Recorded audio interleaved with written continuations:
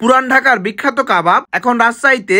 আসসালামু আলাইকুম, আমি মাসুম, আমি রাজশাহী বিভাগের ছেলে। রাজশাহীতে এরকম লাইভ কাবাব আইটেম নাই বললেই চলে, কিন্তু এইখানে পুরান ঢাকার সেই ঐতিহ্যবাহী কাবাব গুলো আপনি পেয়ে যাবেন, তাও একদম রিজনেবল প্রাইজে। আমি রাতের বেলা গিয়েছিলাম এই দোকানে। এই দোকানটা তিনজন বন্ধু মিলে তৈরি করেছে। তাদের এখানে লাইভ কাবাব আইটেম তৈরি করা দেখলে আপনার চোখ আটকে যাবে। তাদের এইখানে সকল ধরনের কাবাব আইটেম পাওয়া যায়, যেমন রেশমি কাবাব, হারিয়ানি কাবাব এবং বটি কাবাব। এছাড়া তাদের এইখানে লুচি এবং পরোটা, এর সঙ্গে রাইস প্লেটার তো পেয়ে যাবে। তাদের এই দোকানটা সন্ধ্যা 7টা থেকে শুরু করে রাত্রি 11টা পর্যন্ত চলে। রাতের বেলা কাবাব খাওয়ার জন্য মানুষের ভিড় দেখলে আপনি বুঝতে পারবেন এইখানে এত মানুষের ভিড় কেন। তাদের এই দোকানটা বেশ কয়েকদিন হলো চালু হয়েছে। তাদের এইখানে এত মানুষের ভিড় দেখে আমি কিছুক্ষণ অপেক্ষা করি। 10 মিনিট অপেক্ষা করার পর আমি একটা সিট পাই। আমি তাদের এইখান থেকে 2টা কাবাব আইটেম, একটা চিকেন তান্দুরি, এর সঙ্গে লুচি এবং পরোটা এবং রাইস প্লেটার অর্ডার করেছিলাম। অর্ডার করার 5 মিনিট পর তারা খাবারগুলো পরিবেশন করে।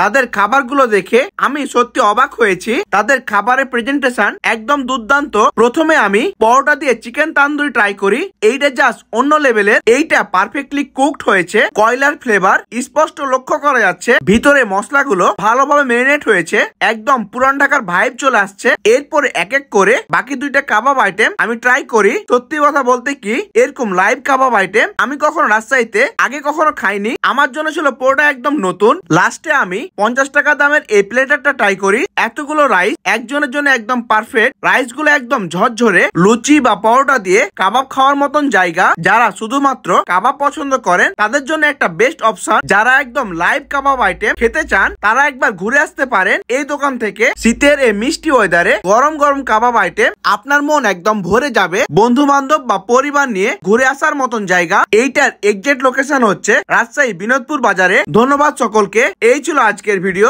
আল্লাহ হাফিজ।